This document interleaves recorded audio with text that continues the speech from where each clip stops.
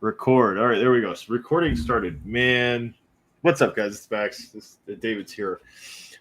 We literally just we did this whole 30-minute thing and we forgot to hit. Well, I forgot to hit record because it's Sunday and who wants a day off? David's still laughing at me. So oh, I'm dead. Oh man. So we're here. We've been talking about this now for about 30-45 minutes. By ourselves, not recording anything. Because I'm smart. And anyway, we were discussing this article we found on MJ Biz Daily, where I feel like this is like deja vu. Okay, so yeah, we're discussing this article on MJ Biz Daily where they because 4 days ago, MasterCard banned rocked the industry with its ban on debit card purchases for PIN debit, and it's kind of all we've been talking about. I think a lot of the industry is looking for a solution, and what we found interesting because I briefly saw the article and I sent it over to David, and David looked at it and I found it. I clicked on one of the links in this article and it came to an interesting addendum that Dutchie Pay did to its own user base. I don't know if necessarily did to its own user base, but it definitely kind of snuck this little nugget in for everybody. Oh, look, the clock's ticking now, so we know we're recording. So, it wasn't the article as so much as PIN debit being blocked by MasterCard. It was the other half of the information that it was the other half of the article. Yeah, it was the other half of the article where it talks about Dutchie pivoting to offering cannabis purchasing using Bitcoin and a digital wallet to be able to purchase cannabis through their platform, right. Which was very interesting in that regard because it's been tried. There are articles on TechCrunch that were published back in April that talk about 3 different dispensaries or 3 different companies rather, that attempted to do this as well, and one got $100 million fine, one went to prison, and another one did it and was given a cease and desist and just took it off their site. More recently, you've had a father and a son. Granted, they were not a licensed dispensary or they were doing other things. They were running, black market operations and selling marijuana through the dark web. But they were the underlying technology they were utilizing was yet again Bitcoin, and they were doing it through Bitcoin. And so it was really interesting to me when Max sent this over to me that this information is in here. And then what Max you were talking about was the PNX amendment that Dutchie. According to MJ Biz Daily, Dutchie had added to their user agreement, and that's right here. Mm-hmm. Yeah. So if you click that link on the article, and we're going to put the link to the article in the notes on the episode here, so that you can read it and you can actually see this little screenshot here. And man, I got to read this whole thing again. For those you don't have to read the whole thing, but no, I should go ahead. Because for audio. Yeah. For audio, and if you're not watching the video, you're listening to it. So this is the screenshot of the addendum that's added to Dutchie's, I guess, their user agreement or their anyway. This paragraph serves as an addendum and amendment to the terms and conditions of your merchant agreement. By continuing to process transactions, you agree to the provisions of this paragraph that the provisions of this paragraph are adopted as part of the terms and conditions of your merchant agreement. That's a little scary to begin with. Just by continuing to use them, you agree to this change. This addendum Yeah, sorry, go ahead. Well, this addendum and amendment is required by the associations, and without this addendum and amendment, the associations would require that your merchant agreement be terminated immediately. Who are the associations? Card associations. Oh, okay. Visa, MasterCard, Amex, Discover. Gotcha. Okay, so Mobile Currency LLC, a Texas limited liability company, Mobile Currency, is added as a party to the merchant agreement as if it were an original signatory thereto and subject to all the rights and obligations thereof. Within the merchant agreement, references to PNX shall be deemed to be references to both PNX and Mobile Currency, including, for the avoidance of doubt, the right to assess processing fees and the obligation to ultimately settle funds to you. All transactions regarding merchants' customers will be treated as follows. Merchants' customer will purchase an amount of Bitcoin from Mobile Currency equal to the amount of the transaction with merchant, which Bitcoin will then be automatically used to purchase goods or services from merchant. Mobile Currency will maintain an electronic record through a digital wallet of all Bitcoin paid to merchant each day and will redeem such Bitcoin from merchant each day at the same price as the original purchase price paid by the customer for such Bitcoin. You acknowledge that Mobile Currency will use digital wallet accounts for transactions. You acknowledge and consent to the use of a digital wallet to deposit, transact, and receive funds, and agree to disclose the same to your customers who enter into transactions. You appoint Mobile Currency as your limited payment collection agent for the sole purpose of accepting payment on your behalf from your customers for goods or services purchased from you and, depending on the region, applicable taxes and fees. You agree that payment by any of your customers to Mobile Currency constitutes payment made directly to you and fully satisfies the customer's obligation to you for that payment, and you must fulfill your obligations to the customer as if you had received the payment directly from the customer. That is what's known as an agent of the payee clause, meaning Mobile Currency is acting as a agent of the payee on your behalf, accepting funds on your behalf, and you are authorizing them to take that money on your behalf and at a future date remit those funds back to you, and you will treat that as paid. And the FinCEN rules and regulations, there's what's known as an agent of the payee exemption to money transmission laws or being a money transmitter. Effectively, if the sender and the receiver are two parties, money transmission occurs when there's three parties to a transaction. So you have the sender and the receiver, buyer and seller. Now you're introducing a third party, but if the receiver of those funds and the third party are functionally the same person through an agreement like this, then that person is treated, then there's still functionally only two people to the transaction. It'd be like paying your light bill at a Walmart or some other place. They're allowed. They're an agent that's been allowed to accept payments for your cable bill or electric bill or whatever else.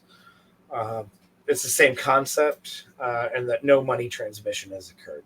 That's what that last piece is. The bigger interesting piece is that what they've actually described is money laundering. Right. And what's even crazier about it is in the beginning of this, it's like by continuing to process transactions, you agree to this. And if you don't agree, you basically, your merchant agreement is terminated immediately. Yep. So this is your only alternative. Take it or leave it. Take it or leave it. This is it. Sounds like a duress. To me, that sounds kind of like there could be a case for duress. Right. In that regard. Right. In the sense that, like, you could just be like, yo, I'm ending my contract because I don't agree with this. And if they're like, well, you signed a contract. Or you continued using the platform afterwards, meaning that you agreed to it. Right. Which does make me wonder if there's actually, we may see legal battles relating to end user licensing agreements or terms and conditions, adding this kind of thing, this kind of information into something like that where studies have shown that only 1% of the population actually reads that agreement. Yeah. So I think that's if I'm hoping they said like, hey, we're adding an update to our user agreement. I'm Right. hoping that everybody got an email that said, "Hey, please make sure that you click yes to the updates on the user agreement." But if they did, even if they sent it, how many people actually read this and said, "Oh," like you said, only 1% of humans actually read terms and agreements. 70% of them actually lie about saying it. 70% of them say they read it but didn't read it. But 99% of us, as normal human beings, don't read this kind of stuff. We just agree. We just say yes. Why? Because we want to process. We want to use our payment thing. We want to do. We got to get on with our day. We got to get our. We got to do what we got to do. And hey, this is who we're using. So if they say it's cool, then I guess we'll do it because they send us some cool socks.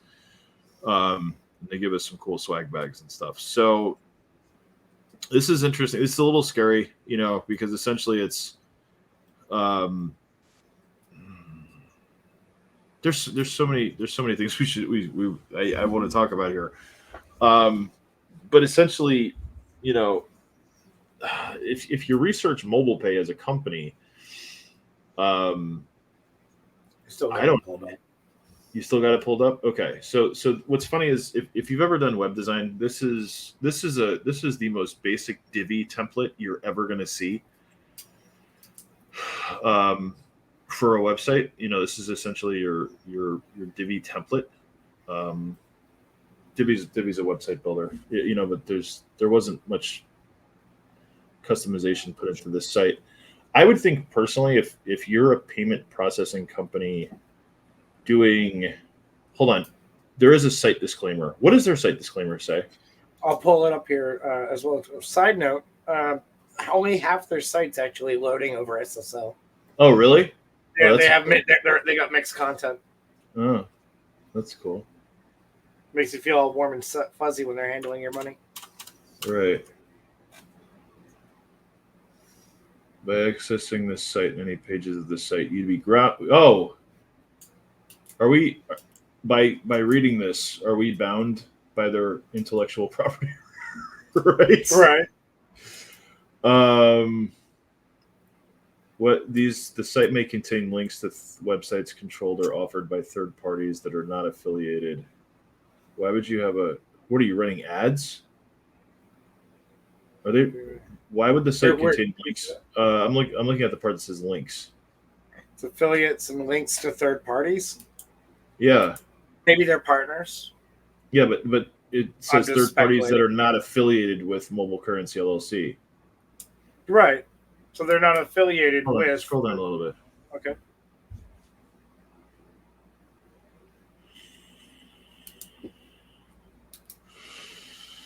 Mobile Currency hereby disclaims all liabilities on any information, materials, products, or services posted or offered. Any third warranty. The information and material contained in the site, including text, graphics, links, or other items, are provided as is and are available. Mobile does not warranty the Mobile Currency LLC does not warrant the accuracy, adequacy, or completeness of this information and material, and expressly disclaims liability for errors or omissions in this information and material. Of a third party or of their content? It says no warranty. The information and material contained in this site, including text, graphics, links, or other items, are provided as is and as available. I got you. Mobile Currency LLC does not warrant the accuracy, adequacy, or completeness of this information and material, and expressly disclaims liability for errors or omissions in this information and material. No warranty of any kind, implied, expressed, or statutory, including but not limited to the warranties That's of not even legal. Statutory. So no. First. So they're basically saying that we can lie our ass off on our website and it's not our fault. It's right. And that wouldn't fly here in Maine. Maine's an implied warranty state, so there's there are 13 states, and you cannot. Contrary to popular belief, there are certain things you cannot agree to, just have evaporate and don't exist. Right. This being one of them.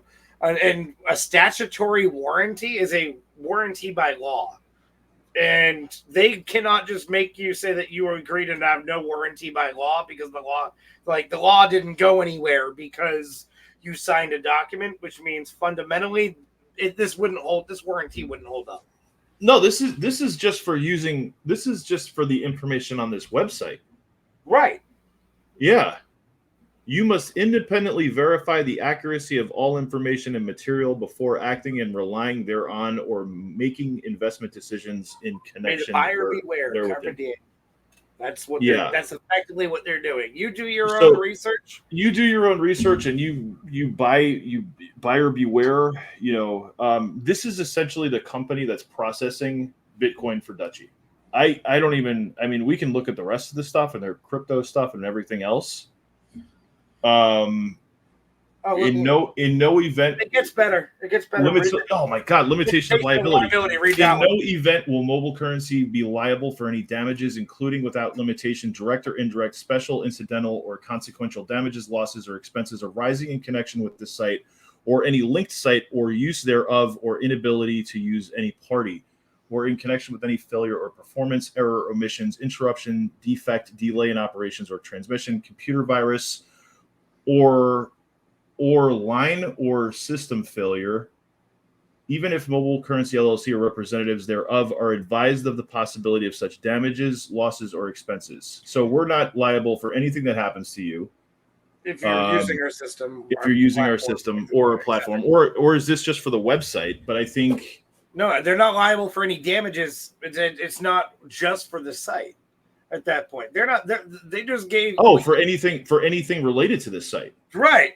Oh my God, for any services that we offer. So imagine if down the line they get nailed, their bank account gets seized as you're a merchant and you have all your money that you're waiting to be deposited that gets tied up, like has happened with dispensaries and CBD companies with Square. And it just gets shut down and that money gets held. And that company, like, I get images of the Monopoly man with the bag of money, and this company is one of those. It's just about to be like, hi, I got you all your money and we're going to run. They're an agent of the payee exemption. The only thing that they've agreed to do under any sort of agreement is pay you, and that you have to treat to the customer that money has been done. What stops them from absconding and going to a non-extradition country and draining the bank account that all the money for that goes into and just leaving with those funds, and you never actually get paid, or that account gets seized because from what I mentioned earlier with the TechCrunch article, crypto, Bitcoin, and cannabis don't mix. It's been deemed by several courts at this point to be bank fraud and money laundering. And so arguably could say that it would be a matter of time. And then once it is, what happens there? Where'd you go?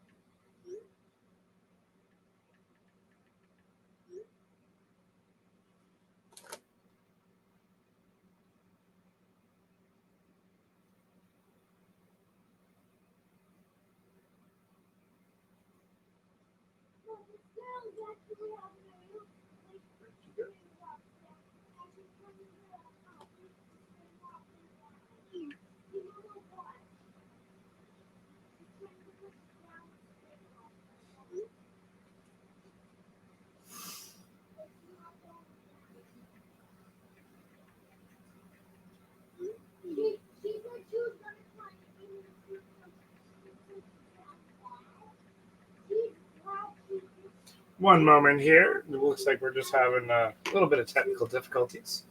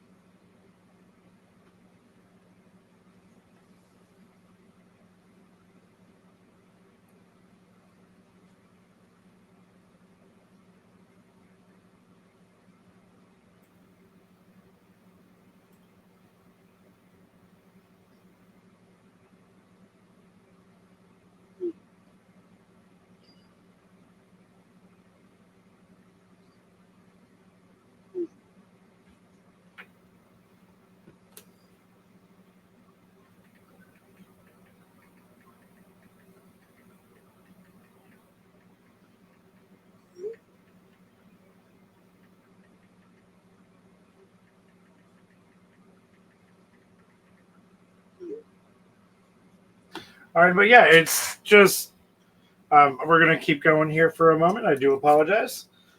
So yeah, it's you got the uh, this person could this company could theoretically what stop based off that limitation of liability. They're not liable in any way.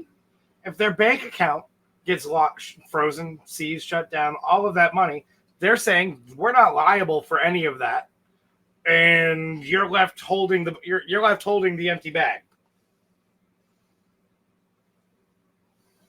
So realistically, at that point, what's left? What's there to happen?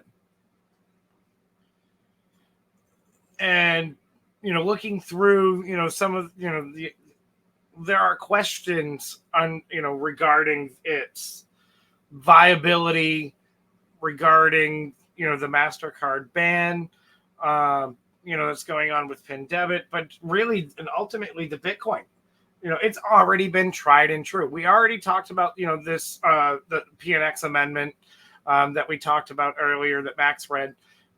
Then we've looked at the site disclaimer, looked at some of those information. There's an article here from TechCrunch that talked about that a few months ago.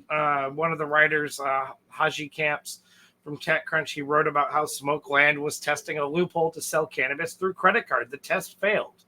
On further review, it came to their attention that the way that they were processed in the article was seen as bank fraud, which was utilizing Visa, MasterCard, Amex Discover cards to purchase cryptocurrency, then run the transaction for cannabis on the crypto side, and then ultimately have that money from the crypto go back to the merchant in their checking account as a currency exchange from Bitcoin or BTC to US dollar or whatever currency that they were having it converted into. As a result, our process partner terminated their relationship, and Smokeland's director of marketing and e-com, Jeff Dillon, said in an email to TechCrunch. It seems as if Smokeland isn't the first vendor who's got bit by this. Posivit, everybody in the cannabis business, I think, has at least probably by now has at least heard of them, at least by this point, is a specialized point of sale system for dispensaries, if you were not already aware.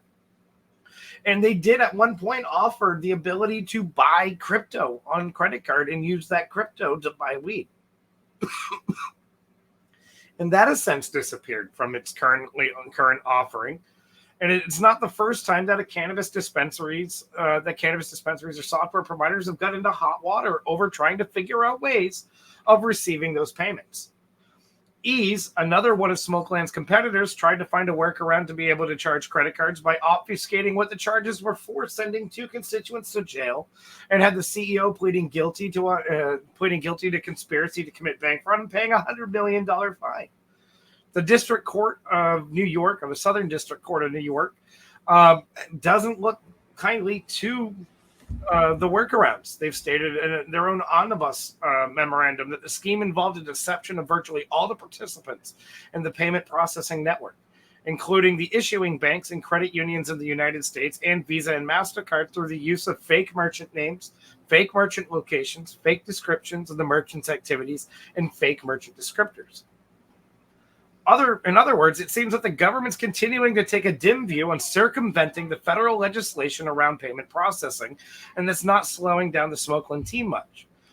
For them, they will now be moving forward with a sponsored bank merchant services solution that allows users to pay by credit card, and notice that the company is still pushing forward on being able to sell its wares and charge credit cards.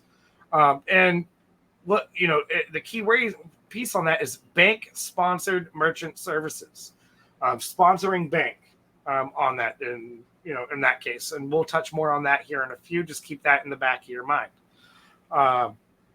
When we look at the ex-CEO, the former CEO to Ease, there's that 100 million bank fraud case on FSF Gate. You can end up finding that on there back in 2018. So I mean, it's what MJ Biz Daily is reporting that Dutchie's doing is not new. It's not new. It's been tried before, and it's been found to be illegal.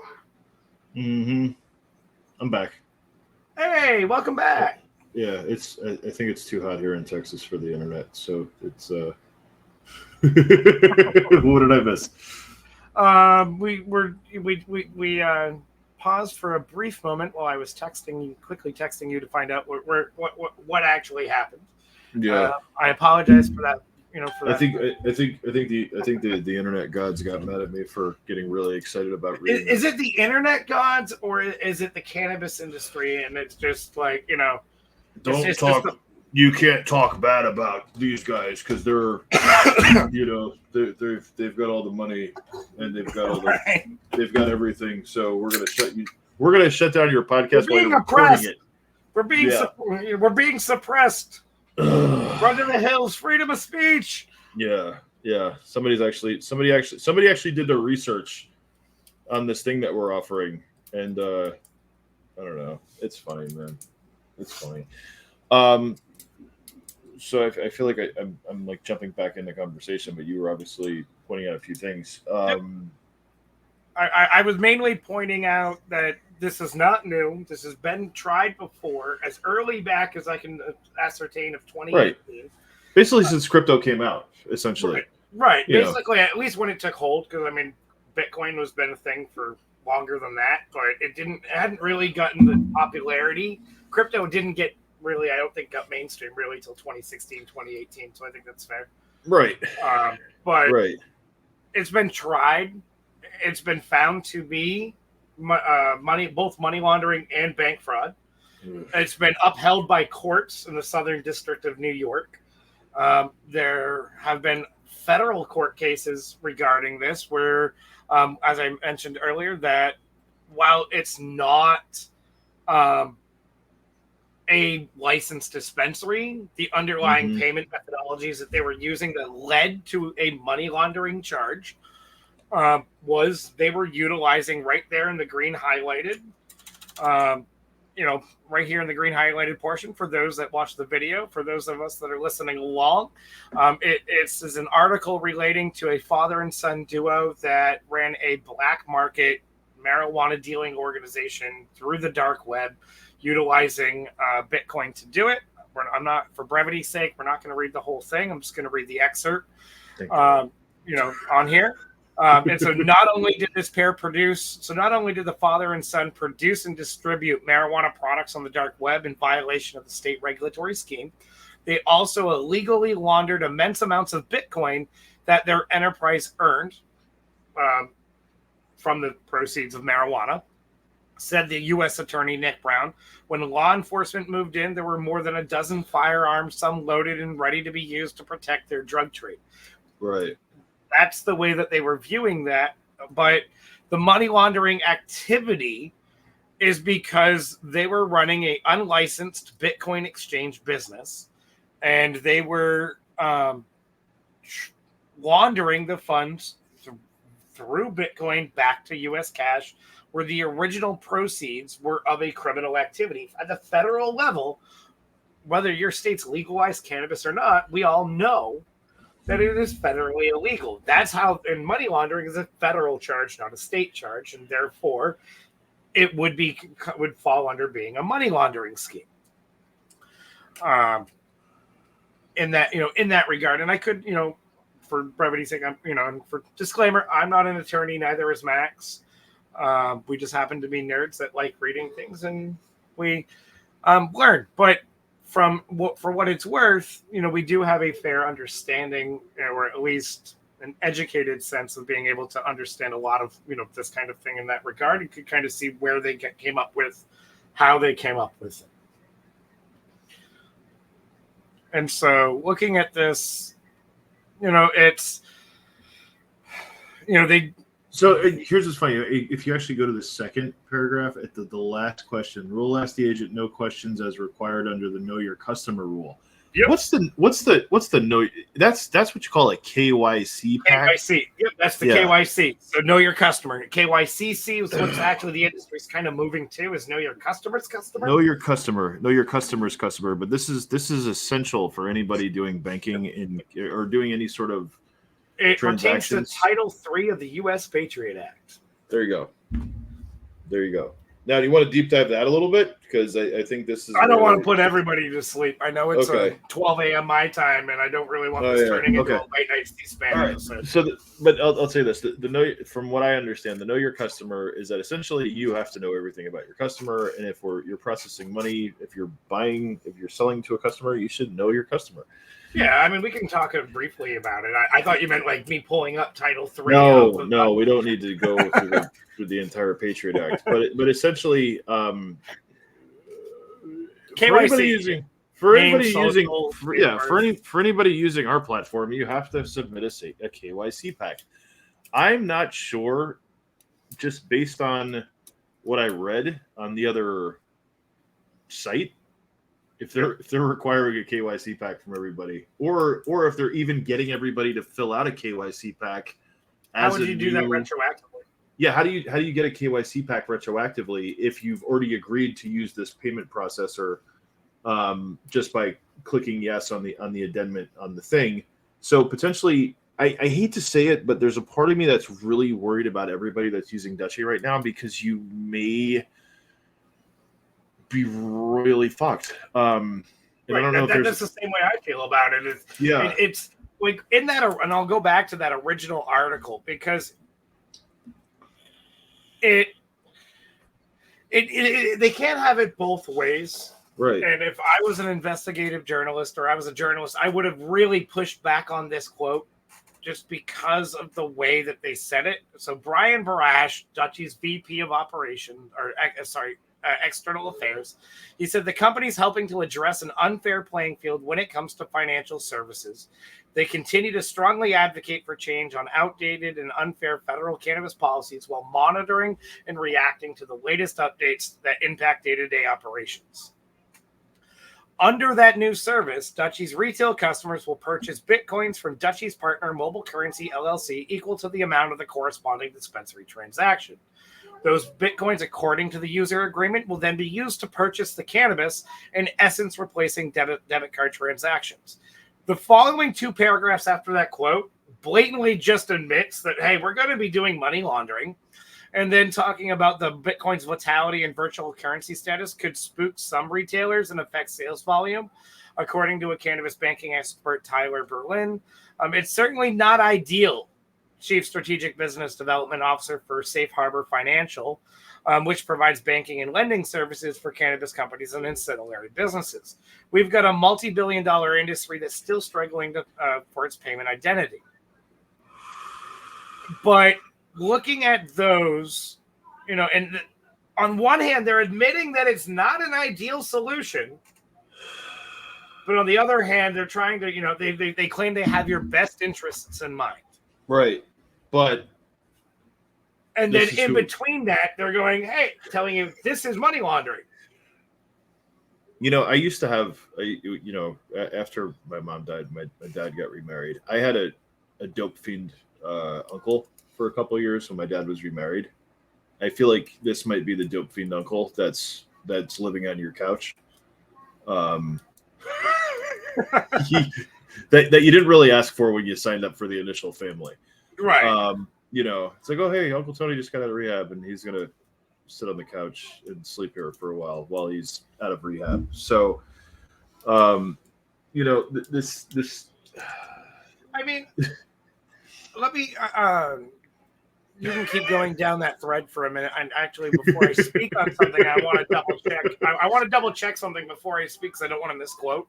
No, but this is kind of like, hey, I've got a VD from, it's like, hey, to me, it's really scary, because I know a lot of dispensary owners are on this platform, and I know a lot of them well enough to know that they didn't read this. And realistically, if they are using this, and I mean, some of these, and this is everything from large multi-location, multi-state operations to, hey, like, this is my family business, and this is who I bank with, I threw my entire life savings into this cannabis business, and this could potentially put them at risk on so many levels, and it's not even by choice. You know what I mean? It's because, like, hey, this is what we're introducing. It's almost like from a coding, and I'm not a coder at all.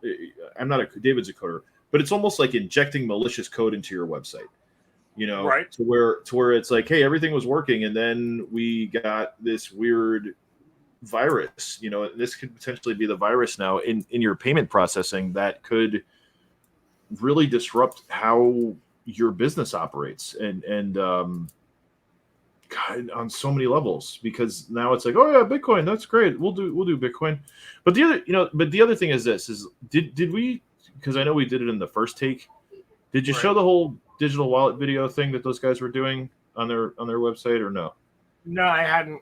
Oh, okay. No, So, I will. But no, I mean, I don't even know if we need to. I mean, essentially, I don't it's know like, if we need to or not. look, if you want to, feel free to just take a look at what these guys are doing. It's really like how many I know enough dispensary owners to know that it's like, listen, there's a lot of young people that may already have a digital wallet, but I know that there's a ton of elderly people, a ton of people that are over the age of blockchain, or over the age of crypto, and over the age of digital wallets, that have a hard enough time, like they still want to pay with a check, who are not gonna do this. What is this? What are we looking at here? This is the jury. This was the article leading up to the jury shutdown to the cashless ATM from Bloomberg Law. This is what I wanted to actually check on and quote before making the quote on it, and actually, checking, with it. So, I mean, for anybody that doesn't remember this, Dutchie at one point offered cashless ATMs. Right. They were, if anybody they may have, their image did their way to scrub articles or whatever else, to distance themselves from that fiasco that it actually no. If you Google PIN debit alternatives, their articles from migrating from cashless ATM to whatever, they still have articles out there with cashless ATM as an option. Right. And so, they were offering them at one point. Yeah. And so they were doing it at one point.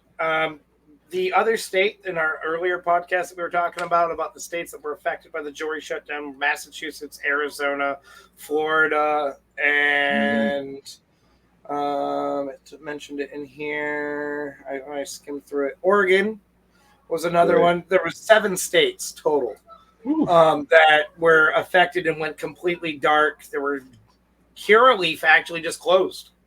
Yeah. They put a sign on the door and said, "Nope, we're not open." Yeah. They closed. They closed their locations down because they were unable to accept bank cards because they also had a no cash policy. Right. And so they had that. NCR Corp. Effectively, they were getting bin blocked. And this is an accurate quote to that back then. We all knew back then that this was a gray area, and that it was gonna get shut down eventually. I think we all knew that. But there had been a lot bigger of a microscope on it from a compliance end, and that's kind of the issue that I take with this currently. That's only why I went and was talking about this. Is just remember, Dutchie at one point did cashless ATMs. They've done questionable partnerships in the past, so to speak, I guess, and staying inside that confine. In that regard, was it legal? We didn't know.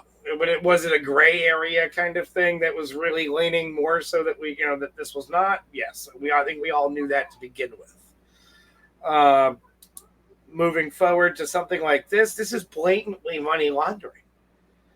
Like, there is no other way of looking at this. I can't see any other way of looking at this from any other perspective. And 1% of the population was enough to read it, and everybody else is click next, and I gotta get to run my day, or they didn't, or the email went to the spam folder, or how many people actually were given the notice and actual ability to review something that would affect and their ability to make an informed decision. And that's, I think, really where my issue with this is. How many people unsuspectingly right now agreed to this and are processing their transactions unknowingly right now through Bitcoin. Right. That is my biggest piece to this. And I think that's what makes it alarming, at least to me. It's not the fact that we're a competitor. It's not the fact that we offer competitive services. It's not, all that be damned. This is going to hurt the industry a whole lot. This is right. This is going to hurt so many businesses. This is going to hurt so many companies. This is going to put so many people in jeopardy in some way. In jeopardy. This is going to affect so many jobs. This is going to affect such a massive pipeline. We should be trying to prove to the government as to why we need what we need, but this is not the way to do it. Right. Right. This is a really fast grab. Hey, I know a guy who knows a guy. This is what it sounds like to me. It's like, I got a guy that can do this. Yeah, we can do that for you. Okay, cool. How much?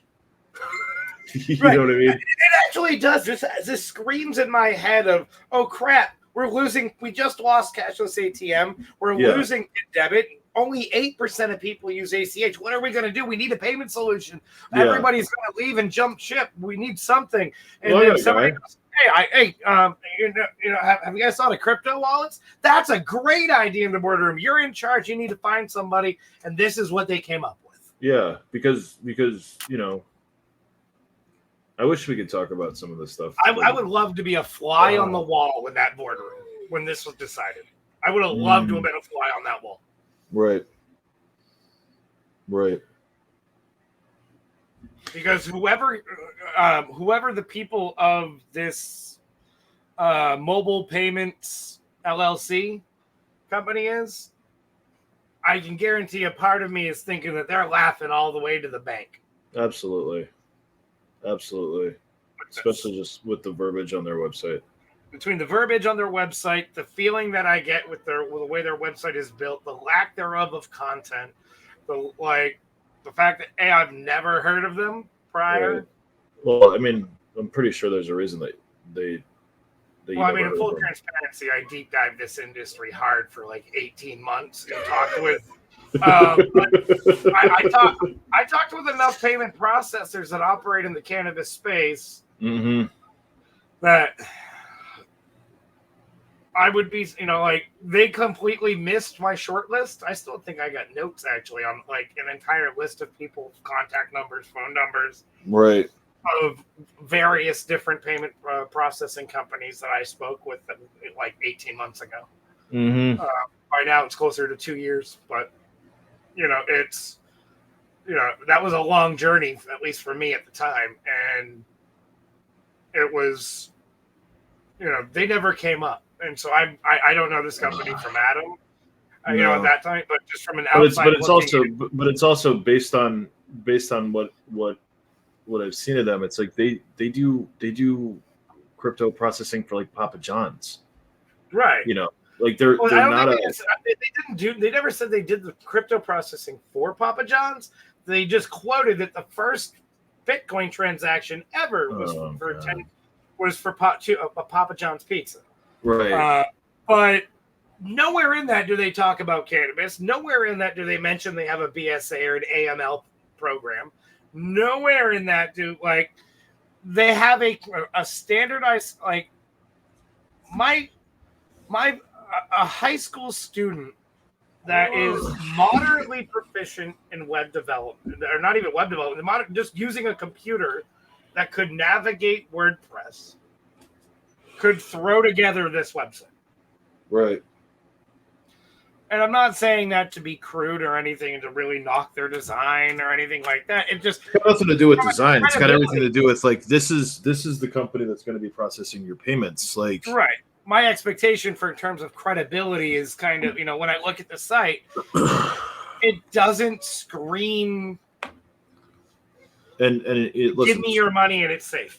Yeah, truth be told, I mean, that's my feeling, not a Yeah, it doesn't say like, hey, we're a tech company that handles that can handle the volume that Dutchie can potentially throw at us, because I think what do they process? 120 billion, whatever it is. 300 billion in 5 years. 300 billion in 5 years. I'm not necessarily sure based on what I'm seeing there. It's a loose quote from an unrelated space. Right. And I'm look, I'm really, really hoping that we're both wrong. I'm right. Really and I hope we are too. I'm hoping that this is an article that gets recanted in some way. Right. I mean, from a business standpoint, it would be great for us. But as I said earlier, business be damned, our company be damned. Like, this is something that affects a lot more than just us profiting on the back end. Like, yeah, it would be great for business, but that's not the point. The bigger point is we know how big of a grasp and a reach that this company has on the industry and the market. So we know how many people's lives are directly affected. I know how many dispensaries, not to an exact number, but I can say with a good percentage of certainty, that are running their business through a corporation utilizing their own personal checking account and commingling funds, because 80% of this industry still does not have a checking account. Or a bank account. And therefore piercing a corporate veil becomes very easily that if the federal government wanted to come after you, they can not only come after you, they're going to take your house, they're going to take your car, everything you ever own is going to be seized. Right. And all of your assets, personal and otherwise, could then be at risk. And so looking at the bigger picture of this, and I don't mean to be doom and gloom about it, I'm just being real. That's me. I am factual. I am the one that will always tell you where the bear is in the woods.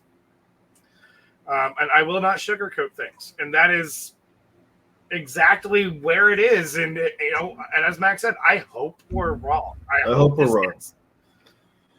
I hope we're wrong. But if we're not,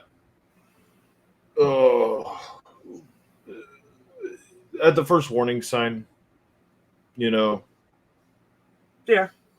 Yeah, I would just say there's the devil, but now the devil has got herpes. Potentially. Not where we thought you were going to go with that, but it works. No, but I mean it's like there's the devil, but like now, hey, the devil has herpes and didn't tell you. It just kind of. Oh, by the way. To me, it's like the drug addict seeking the fix, and they don't care where they get what fix it is. They just need a fix, and it's that's kind of me. It's from a greed perspective is kind of where I'm thinking. Well, because we both know it's like ACH adoption is 8%. Mm-hmm. I'm pretty sure the pay platform isn't really working the way that they wanted it to, because most people don't want to go through all the steps involved to link a bank account to a thing. And I mean, if you think about how you shop, like most people are used to shopping a specific way. So, it's like, hey, PIN debit offered a solution, and it's like, yeah, was it a risky solution? Yeah. But it worked for what it worked for. But without a real payment option, they're essentially a cash reservation point of sale platform, which anybody with, let's put it this way: WeedMart without rethink is literally it's an e-com store. Like there was a customer I was working with in DC, and DC's weird. DC's weird because it's all gifting. You sell little tenth of a t-shirt. Yeah, no. You sell not anymore. No. You sell this is my collector's edition. This is my collector's edition free rag that from Pearl Vision that I wipe my glasses with. But in DC, you pay $80 for this. I sign it. This is my collector's edition thing, my digital art or whatever, my collector's rag, and then the weed comes free with it. I gift you the weed. Okay. So and essentially with that, they were on another thing where it was like, but it's, yeah, they can sell. It's cash reservation though, like, because essentially it's all cash, because I don't know one payment processor that will actually allow processing in DC, because in DC to sell weed, you need a license to sell weed. Like you could just open it. Right. You could open a. You don't need a dispensary license to sell weed in DC if it's a gifting thing. So, which is why like the gifting market in DC is crazy right now. But with this, I'm not sure where I was going on this, but essentially like for them, what we did was we built them a WooCommerce store where people had the option to pay at delivery, and that was it. And we tried to get them processing, and the processor said hell no, like, because you don't have a license. You don't need a license in DC to sell. And the delivery people didn't have a license, and they didn't need a license in DC. But for everywhere else, like, when you do a KYC pack, when you do a know your customer pack, and you do everything, and you do your due diligence on who actually uses your platform, you make sure that the people that you're allowing to process payments are legitimate businesses. And with this, essentially, with the way this Bitcoin thing is, it's scary, and it could really hurt a lot of people. And but essentially, back to what I was saying is, without a payment option that actually helps dispensaries, they're just a cash reservation platform. They're just, like it's still it's a GIMP solution. It's a GIMP solution, because it's still like it's like WeedMaps. WeedMaps doesn't offer a payment platform. Right. Without the payment platform, it would be cheaper to have a chalkboard with a piece of chalk and just write your menu for the day. Right. And pick up an Epson cash register from Staples and just run the old school hand key with the paper receipt thing that comes up and do it at that point. Yeah. It would be. Yeah. I mean, it's awful to say, but it's true. So I think that's what this is. This is like oh shit, we lost PIN debit. We lost PIN debit. We lost the money we were making on PIN debit from the transaction. So now we need to find something to replace it. Because the ACH isn't working. Right. The adoption is low, and people like to pay with their cards, because who wants to stop at the bank every time, and who wants to pay a $3, $4, $5, $10 surcharge every time you take money out of the ATM? Right. At the dispensary. So, So anyway, that's what this sounds like to me. And I hope we're wrong. I hope we're wrong. Now, for those of you that watch this and you're like, but don't you guys offer crypto payments? No, we offer blockchain payments, and we do it through Rethink. And Rethink is FinCEN approved. Rethink is there's just so much beauty on Rethink, and what's so great about them. I mean, it's its own private rails, it's its own platform. It's been reviewed. It's been multiple times. In business for almost 10 years now. Yeah. And what we were able to do is basically take it from what this looks like, which is still a digital invoicing system for Bitcoin. We took it from online blockchain payments to actually like to operating in your store, right. And it's fully compliant and it's fully transparent. And whoever's shopping, you enter your info. Like there's no hidden fees. There's no hidden services.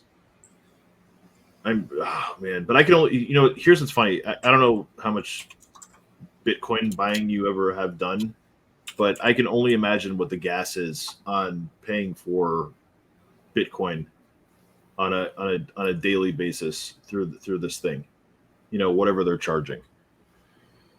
Because I just remember, I think I bought, it was ridiculous. You're talking like 20%. Right? like there's a fee. There's a fee on the gas, for buying Bitcoin. What are we looking at here? This is Rethink. This is the Rethink backend. So this is what their system natively, if you were to have gone to them directly, this is how it would work. Click request. And now you got to go through, select invoice user, select the user. If they're not signed up, then you got to go and do a guest invoice, enter their email, enter their phone, first name or last name, the reference number. You're going to enter the terms and conditions, or you can use the default terms. Give them the message. Then you got to add the items. And then eventually you can send it to the customer. And the customer will receive a text message or an email or both with an option to pay that invoice. Right. And then they pay it. And then in your dashboard, you'll see under incoming transactions. And you'll end up seeing it come in here and whether or not it was received or successful. And you wait for that. And that entire process could take as long, depending on the user. Could take a minute. Could take it could take 5 minutes, or it could be an older person that it could take 10 minutes, and then you have a line out the door waiting. It's a digital invoicing solution. Right. It was not initially developed in such a way to handle that. Versus what we put together, order info, 10523. $75. Submit. And that's actually what our for the people that are just using us for payments that aren't even using us as their store online, that's what it looks like. Yep. That's all you got to do. Just for in-store transactions. Just for in-store transactions, and it's payment received successfully, new transaction. Now you're back to the beginning. Circular. Boom. Yep. And how long did that take? Less than a minute? That's it. So, anyway, I think, do we end this on a high note or do we end this on a buyer beware? Like, do your due diligence. Because oh my God. This is I mean, beware. Keep an eye out. Check on it. Keep an eye out. Keep an eye out. Read your user agreement. Read your. I would love to get my hands on agreement. A copy of that full merchant agreement. If anybody wants to send that in to us, feel free. Send it into marketing@weedmart.io, and feel free to redact, personal information like your social or anything like that. Yeah, we don't want to see all that. I don't want to see any of that. I would love to see the actual agreements that are there on that end, just to be able to delve into this a little bit further down that rabbit hole. But yeah, I mean, we're concerned for you guys just because of what is coming out, what's coming down the pipeline, and what MJ Biz Daily is telling everyone that is happening. And I mean, they're a pretty reputable news outlet too, so I don't have any doubts on that end if they're from on what they're saying. I just hope it's one of those instances of of understanding what somebody in the tech world is explaining, and maybe there's a miscommunication somewhere, and I hope it's something like that. But we'll keep you updated on our end as we get new developments. We'll host more podcasts like this here. If you like what we're doing and got any suggestions on how we can make our content better, let us know. Yeah, there you go. Yeah, and subscribe and share it. Yeah, and if you want to sponsor some of these, cool, do it. We'd actually, you know what? If you ever want to be a guest on this show, reach out. We'd love to have you. We'd love to have you and talk. It's pretty laid back. We just still, sit and chill, see where the conversation leads. Yeah, talk, and just talk. That's really it. So, anyway, thank you for watching. Thank you for listening. Make sure you subscribe, share this. Actually, feel free to share this if you know anybody that's using this platform, because this is scary, and we want to keep you safe. So, thanks for being here. Thanks for sharing our time. Sorry for the drop off earlier. Hopefully, that didn't screw up the recording, because I really don't want to do this again. Take 3. Oh, wait, you're already on take 3. Take 4. Take 4. So, yeah, it's 1 more hour. All right, guys, we're up. Peace. Oh wait, hold on. I want to play this. Not yet. I want to play this before we go. Here we go. No wait, that's it. We're gonna play this. Play.